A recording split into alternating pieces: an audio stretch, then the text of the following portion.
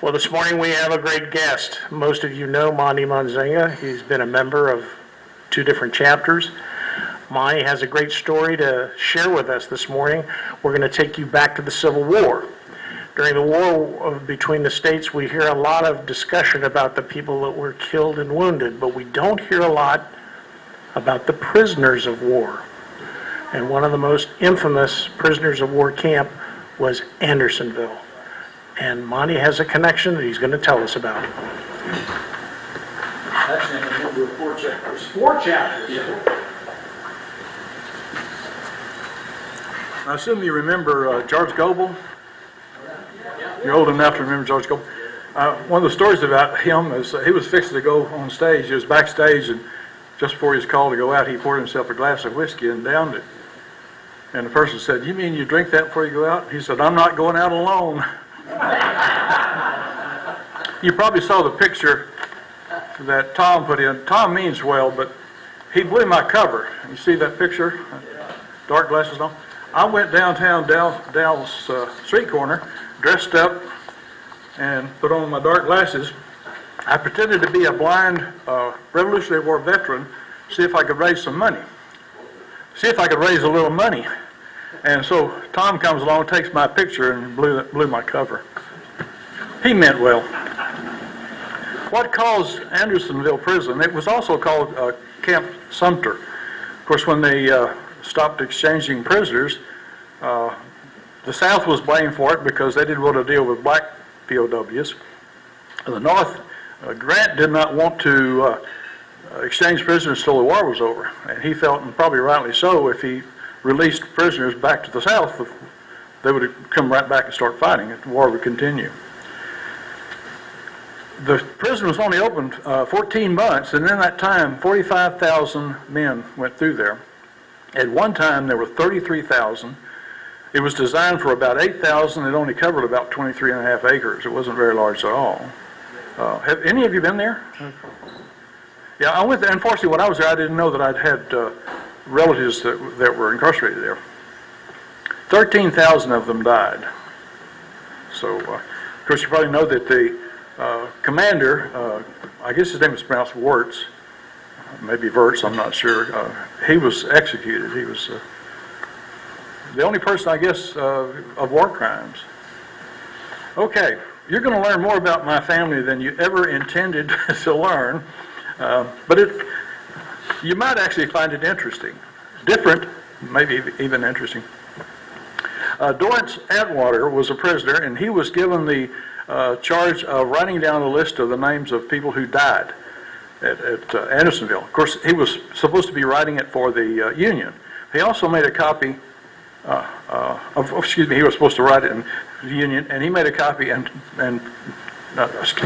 he was trying to write it for the Confederacy, get this right, made a copy for the Union, and that's how we wound up knowing who died there. Now, the writing was really, really bad.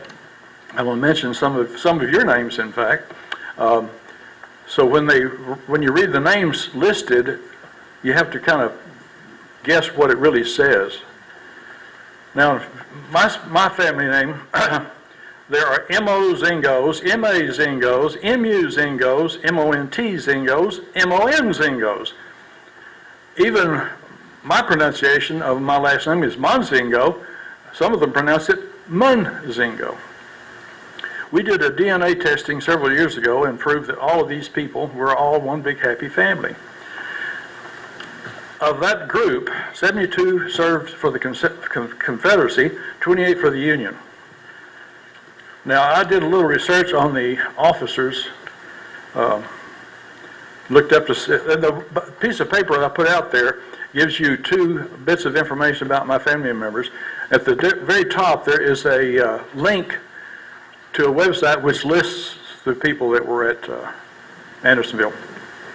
But anyway, as for Watts, who's not here, there were 16 people that are listed as Watts. But it could be Watt, it could have been Waters, anything that came close. Van Fossen, there were 4. Yes. Tanner, there were 9. None for Whitelock, but there were 4 Whitlocks. I don't know if the Whitelocks and Whitlocks are related or not. Harper, there were 23. But again, it could be a variation. It may not be Harper, but it's close. Now for Brown, there were 319. But it could be, like I say, could have been Browder. Anything that came close, they probably listed as a Brown. Pinkerton, there were actually 2. Pounders, 1. And Sonecker, I don't know, is that how you pronounce it? Close enough. Close. That's the same with mine. There were none. You guys were shifty. Okay, enough about that, and now we'll get to the obituary. This is based on obituary. The thing in the minutes that Tom wrote ancestors, actually it's ancestor, just one. I had 2 there, one survived, one didn't. Now, some of the stuff in this obituary is very, very sad, and some of it I find to be very, very amusing. It may be this just my sense of humor. So if I feel like chuckling, y'all may not feel that way. This was actually, oops, I got too many pieces of paper. I'm a mathematician. I went to a math conference one time, and this is back way before we were using overhead projectors. And a friend of mine gave a talk. Just before he walked up there, he dropped all of his slides. He picked them up and did the talk at random, just whichever one he put up there. I assure you, we had no clue what he was talking about. I'll try to get my papers in order. Okay, this is Thomas Marion Monzingo. Actually, it's Mozingo, but it's easy for me to just call it Monzingo. He was my 4th cousin, 4 times removed. He died May 9th, 1911, and this was a Sand Creek Cemetery, Greensburg, Indiana, Decatur County. It starts off, Captain Monzingo is gone. He wasn't a captain, he was a private. And I assume people that survived the Civil War, they were probably called captain or colonel or something like that. Now the next statement, to me, sort of hits home in present day. It starts off, one by one, the patriotic soldiers of the 60s are passing away. And it makes me think of World War II or even Korean veterans. Tuesday at 4:30 p.m., Captain Thomas M. Monzingo answered the last roll call at his home on East Hendrick Street after months of suffering of rheumatism and heart trouble. You've heard of rheumatism. You're old enough to... That's no such thing. I mean, it's probably arthritis, but it's not a medical term. Mr. Monzingo was one of the best known and most highly esteemed citizens of the county. He was born July 3rd, 1838, on a farm 4 miles southeast of town. He enlisted at the first call of troops in Company F, 7th Indiana, and was in the first land battle of the Civil War at Philippi, Virginia, June 3rd, 1861. I guess it's pronounced Philippi. In the first land battle. Any comments? What was the first battle? Fort Sumter. That was not considered a land battle. So this... Okay, Fort Sumter was April 12th, 1861. July 21st, 1861 was the first Bull Run. Now, after that battle, the 7th Regiment fought in battles of Greenbrier River, Winchester, Port Republic. John Monzingo from Louisiana, one of my cousins, distant cousins, died at Port Republic for the South. He was fighting the South. Groverton, Second Bull Run, South Mountain, Antietam, Fredericksburg, Chancellorsville, Gettysburg, Battle of the Wilderness. So that was something. Okay, next thing, the question here. After his 3-month service had expired, he re-enlisted in the 3 years 7th Regiment in Company E under Ira G. Grover and was mustered out April 13th, 1865. After his 3 months service. Any comments about that? Are you not familiar with that? I wasn't either when I first saw that. When the war started, the North thought it was going to be over in about 3 months. So, run out there and get this over with, come on back. Flag bearers. If you were picturing a flag bearer in the Civil War, what would you picture? Well, I'm talking about the person carrying it, not the flag. Young person. Very, very young. After a kid, they're all probably young, but I mean, that's I find the next paragraph amusing. Hopefully you will not think worse of me for being that way. On May 5th, 1864, when the 7th captured the 5th Virginia, it was Mr. Monzingo, Perry S. Tremaine, and Robert L. Allier who had the honor of capturing the rebel flag after a hard fight with the color bearer. Three guys jumped this kid and take his flag. Oh, good. You found that amusing. Now, the sad part. Later on the same day, Comrade Monzingo and 36 other members of the 7th, including Colonel Grover, were captured and taken to Andersonville Prison, where he was kept for 10 months. And it was only there open 14 months, so he was there almost the entire time.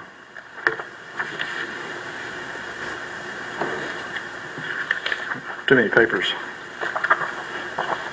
On September 7th, 1871, the deceased was married to Miss Ann Eliza Wheat, daughter of C.P. Wheat of Harrison County, Kentucky. In 1879, he moved to that state where he resided until 1900, when he returned to spend his last days among old friends and comrades of his early years. Mr. Monzingo was several times honored by his fellow citizens. In 1874, he was nominated for sheriff by the Republican Party, but he was defeated owing to disaffection in the party. I wasn't familiar with that word at all. What it really means is they didn't like him. I mean, here's why. Previous to that time, he served as county assessor for 2 years. Well, in those days, they certainly didn't like county assessor. After going to Kentucky, he declined the nomination for county judge of Grant County, and from 1885 to 1890 was engaged in the drug business. Now, that means something different to us. Later, he was connected with the Corinth Deposit Bank in an official capacity. Maybe he was a janitor. I mean, I don't know. Okay, we're getting toward the end here. The deceased was a member of Greensburg Chapter number 8, Royal Arch Masons. Most of them were probably Masons. And this is PAP, Thomas Post number 5, GAR, and an elder in the Christian Church of which he had been a member since 1877. We know DAR, CAR, SAR. What was GAR? Grand Army of the Republic. I have a marker that I can't find because of so many moves, but it was a marker that would go on a grave. And it's legit, but it wasn't taken off of a grave. It was a cemetery that had a bunch of them left over and sold them. The funeral was held at the home 2 p.m. yesterday. Reverend W.J. Koch officiating, burial in charge of the Masons and the GAR at Sand Creek Cemetery. So, thank you.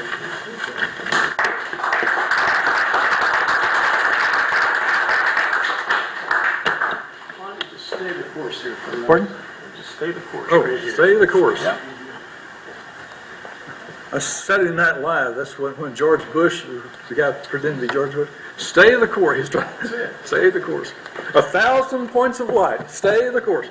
Want to thank you. Oh, I already have one of those, so save it. Well, let me tell you something. Okay? We discovered that. And you want it You back? already have that. No, we're doing this because we don't want you to feel empty-handed, but we actually have a special gift for you. It didn't make it here in time. Oh, So the next time you attend a meeting, okay. you're going to be like Jerry Pinkerton. You're going to get a special, not a musket, but you're going to get a special gift that Mr. Whitelock has procured for you. Oh, great, Because great. he assumed you had a number. Yes. of these. All right, well, Well, here. the number of what? Here. Oh,